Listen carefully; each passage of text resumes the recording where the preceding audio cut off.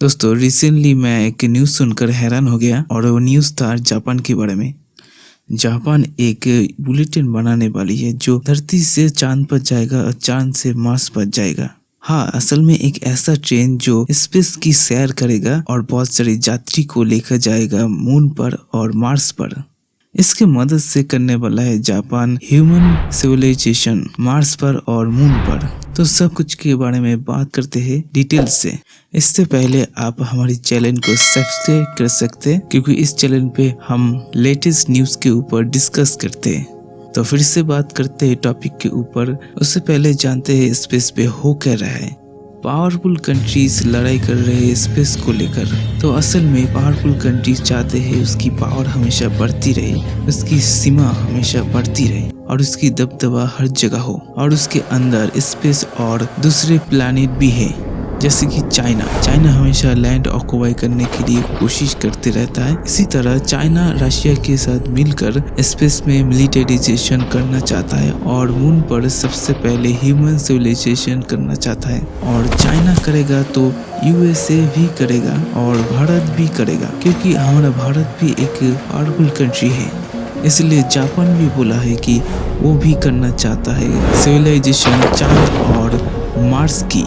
Japan की Kyoto university की scientist Kajima construction के साथ मिलकर बनाने वाला है एक ट्रेन जो सैर करेगा स्पेस की। वैसे तो हम जानते हैं कि पावरफुल रॉकेट जिसे हम स्पेसशिप बोलते हैं उसके बिना चांद और मार्स पर जाना मुश्किल है, जिसलिए एक रिलायबल और कॉस्ट इफेक्टिव रॉकेट बनाने के लिए अमेरिका, चाइना और रशिया बहुत सारा पैसा खर्च कर रहा है। मगर जापान बहुत ही यूनिक देश है और उनके साइंटिस्ट बहुत ही दूर की सोचती है। इसलिए दूसरी कंट्री के साथ टक्कर देने के लिए जापान बनाने वाला है ट्रेन, जिससे बहुत ही कम खर्चे में कोई भी चीज को मून और मार्स पर पहुंचाया जा सकता है। तो यह क्या पटरी पे जाएगा? हाँ, ऐसा ही होना चाहिए, क्योंकि एक ट्रेन की बात कर रहा है तो यह किसी की सहारा लेकर ही चलेगा और ये उड़कर जाता है तो इसे स्पेसशिप कहा जाता। क्योटो यूनिवर्सिटी की साइंटिस्ट बताया कि यह ट्रेन एक मैग्नेटिक ट्रेन होगी जो असल में सुपर कंडक्टिव मैग्नेट के ऊपर बनाया गया है, जिससे पावर मिलता है इलेक्ट्रोमैग्नेटिक से, जो अक्सर हम जापान और चीन में देखते हैं।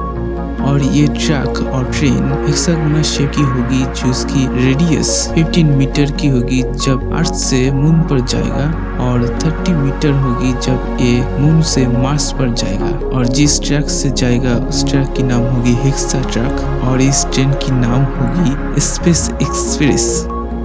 ऐसा भी बोला जा रहा है कि एक गेटवे सैटेलाइट भी होगी।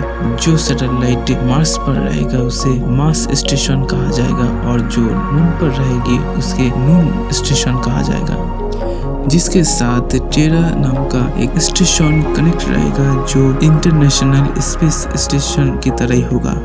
और मैं जानता हूँ आप सोच रहे होंगे कि सब कुछ तो मूव करता है, जैसे मून अर्थ की चारों तरफ घूमता है उसी तरह मार्स भी सूरज की चारों तरफ घूमता है, जिससे दूरी कम ज्यादा होती रहती है। तो देखना होगा इस प्रॉब्लम को किस तरह फिक्स करता है जापान के साइंटिस्ट, जो अभी तक रिवील नहीं किया है। दूसरी जो चीज है उसके बारे में बात करते हैं।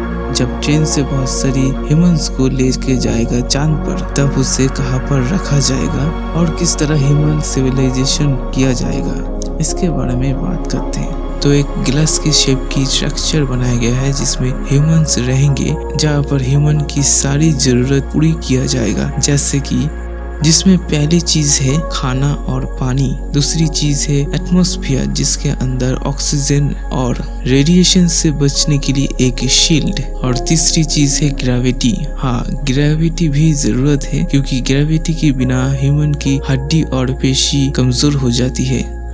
जैसे हम देखते हैं एस्ट्रोनॉट बहुत दिनों तक आईएसएस में रहता है और जब अर्थ पर आता है तब वो ठीक तरह से चल नहीं पाता है, जिसके लिए साइंटिस्ट बोला है कि ये गिलास की शेप का स्ट्रक्चर घूमता रहेगा, जिससे सेंटिकुलर फोर्स की मदद से एक कृत्रिम ग्रेविटी बनाई जाएगी, जिससे ह्यूमन, पेड़ पौधे सब कुछ पृथ्वी की तरह रह पाएगी।